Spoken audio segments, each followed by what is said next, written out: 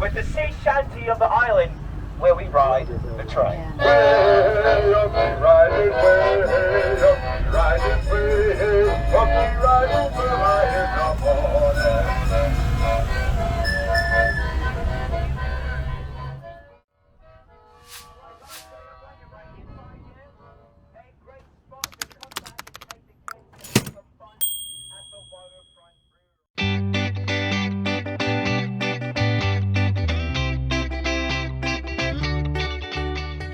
Hey guys, it's Michelle with Adventure Mentality, and in today's video we're going to explore downtown Key West. There are so many fun things to do in the town of Key West. It is packed full of historical and cultural sites and attractions. There are different tours and activities and tons of restaurants and lots of places to shop. So it really has something for everyone. We decided to do the Conch Train tour, which is a hop-on, hop-off style tour that takes you all around to different locations in Key West. You can get on and off at the different stops and visit the attractions at each stop. Our first stop was in Mallory Square, where they have lots of shopping and restaurants and some museums and historical sites. And we decided we were going to go to the Shipwreck Museum.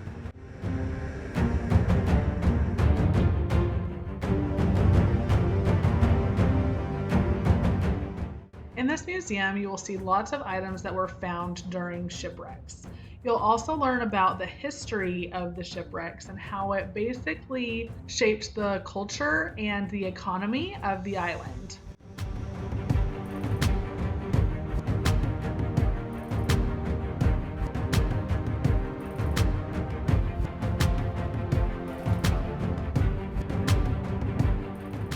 So in the late 1800s and early 1900s, there were over 100 ships per day that were passing by Key West. And the waters where they were sailing were really treacherous because of the Florida Reef. And on average, during this time, there was one wreck per week, which is a lot. During this time, there were wreckers who would patrol the reef and watch in the observation towers until they would spot a shipwreck, and they would sound the alarm and they would get in their boats and they would race there, because the first man to reach the wreck became the wrecking master, and he controlled the salvage operation and he got the largest share of the prize. It was because of this that in the early 1900s, Key West was one of the richest cities in America. And you definitely have to try some type of key lime pie while you're in Key West. I definitely recommend chocolate covered.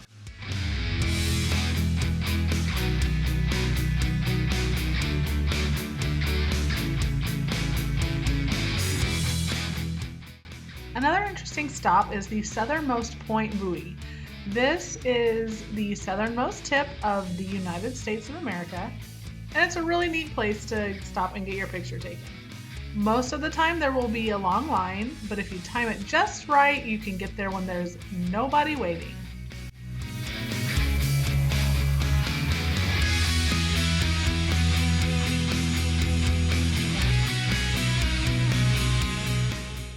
For any nature lovers, you can visit the Key West Butterfly and Nature Conservatory. It's a really laid-back, relaxing activity to do.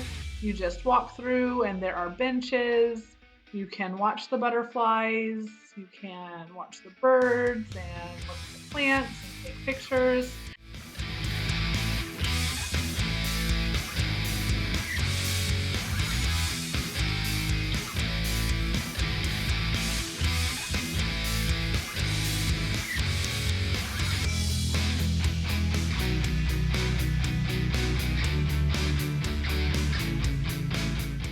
They also have some flamingos that live in the conservatory, and they're always fun to watch. On your walk through the conservatory, you'll see waterfalls and trees, flowering plants, over 20 species of exotic birds, and 50 to 60 butterfly species from around the world. There's also a learning center where you can learn about butterfly anatomy, physiology, the life cycle. They also have an area where you can watch caterpillars on their host plants. So it really is a fun learning experience and an opportunity to relax on your vacation.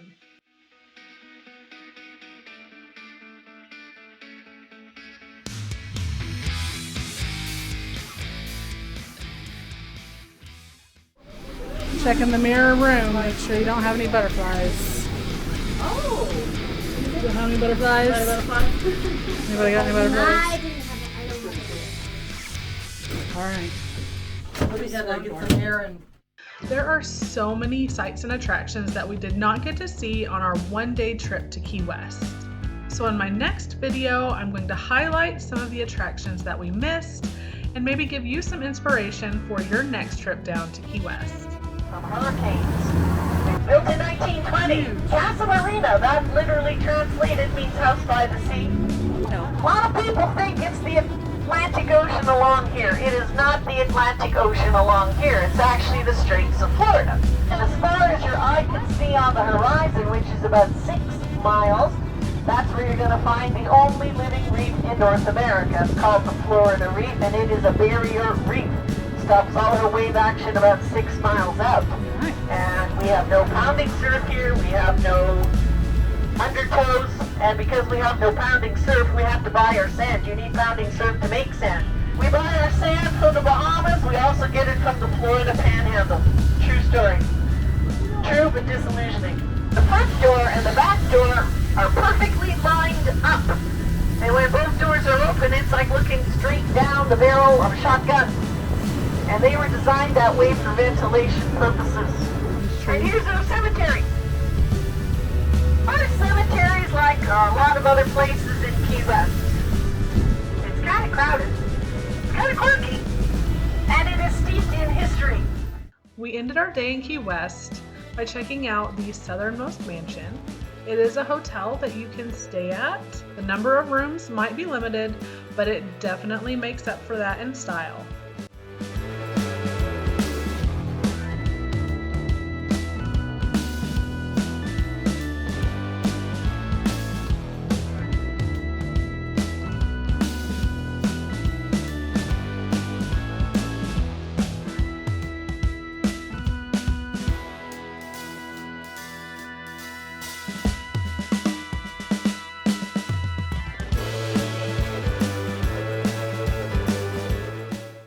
Afterwards, we had dinner at the Seaside Cafe right behind the mansion.